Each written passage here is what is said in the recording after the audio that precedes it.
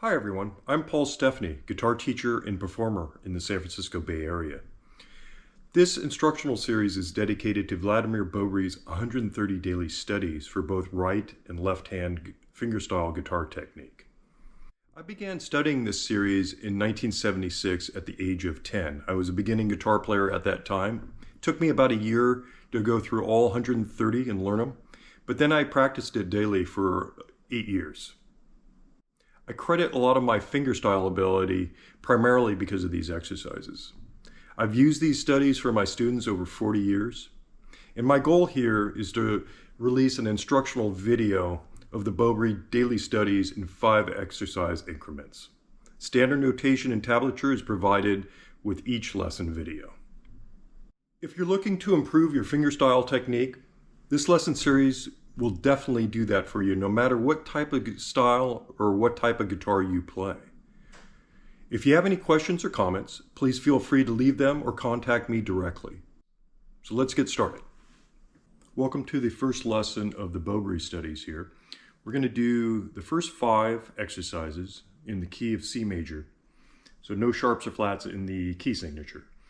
And these exercises are all 4 measures long, starting with number 1. So the chord progressions in this exercise is going to be from the C chord to the A minor chord.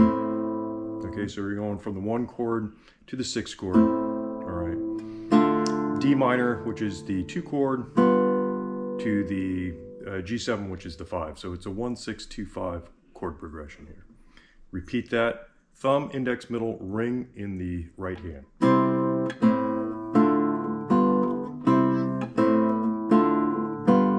The first 2 measures. Third measure, it's going to be a little different. C chord, A minor, F chord, this is the 4 chord, barred at the 1st fret, only the A note down on the 3rd string 2nd fret. We're going to add the 2nd string 3rd fret, the D, which is going to make it an F6. Going to a C chord with a G bass to a G7 and back to a C. Play that regular tempo for you.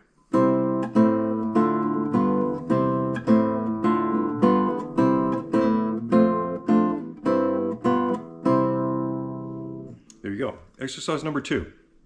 Okay, this is going to break up the right hand a little bit, or your strong hand, or your plucking hand. So it's going to be thumb for the bass, index for the 2nd string, middle for the 1st string. All right, so sort of like that kind of deal here. Same chords. A little different on measure 3 though. So C, A minor, D minor, G7. Okay, that's the first 2 measures. Third measure, C chord, A minor, D minor. We're going to an F bass here with the D minor. Okay, simple C chord, only 3 strings here. Only 1 finger needs to be held down. G7. And on the C chord, what we're going to end up with is a little different pattern in the right hand. It's going to be thumb, index, ring, middle. It's going to be index on the 3rd string, ring on the 1st, middle on the 2nd. I'll play that normal tempo.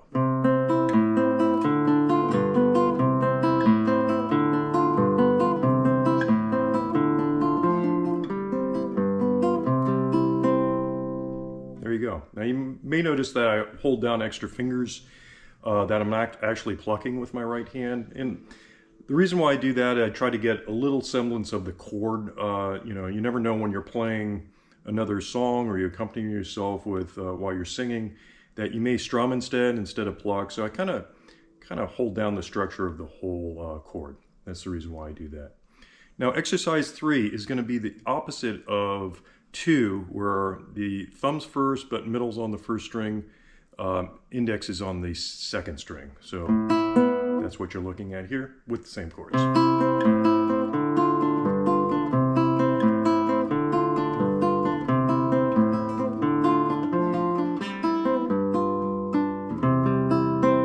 There you go.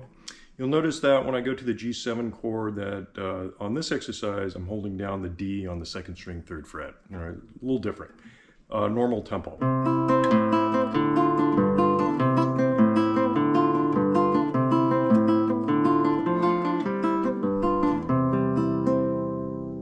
All right, 4 and 5 exercises. It's going to be a little different here. This is going to hold down the chord, at least in the first and second measure for the whole bar. So C chord for the first measure, G7 chord without the G bass. We're going to use a B bass on the 5th string for this one, second measure. And then on the third measure, it's going to be half C, half D minor, and then sort of a regular ending. The pattern in the right hand is going to be thumb, index, middle, but you kind of be walking up the strings a little bit. So it's going to go 5, 4, 3, 3, sorry, 5, 4, 3, 4, 3, 2, 3, 2, 1, and then thumb on your bass note, index on your second, and middle on your first. Okay, so let's start exercise number 4. So starting with the C chord. Moving to the G7 B bass. Back to the C chord, third measure. Shifting halfway in between the measure here, beat 3 is going to be a D minor chord with an F bass. C chord, that short one, G7, and then that familiar ending there. Okay, exercise number 4 at regular tempo.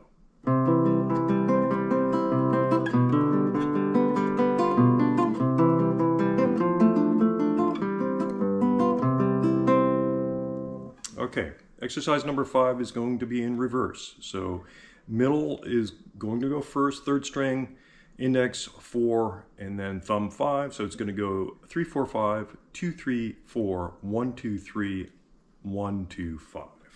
All right, starting with the C chord, this is exercise number 5.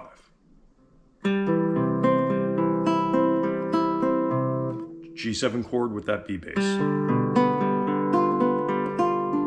Don't forget that D in there on the second string, third fret, all right? Third measure, C chord. Moving to a D minor F bass. Finishing with the short C chord. All right, G7. And then finishing, this one's a little different at the end. It's just going to go ring, middle, index, and then a thumb. Okay, do regular tempo on this, exercise number 5.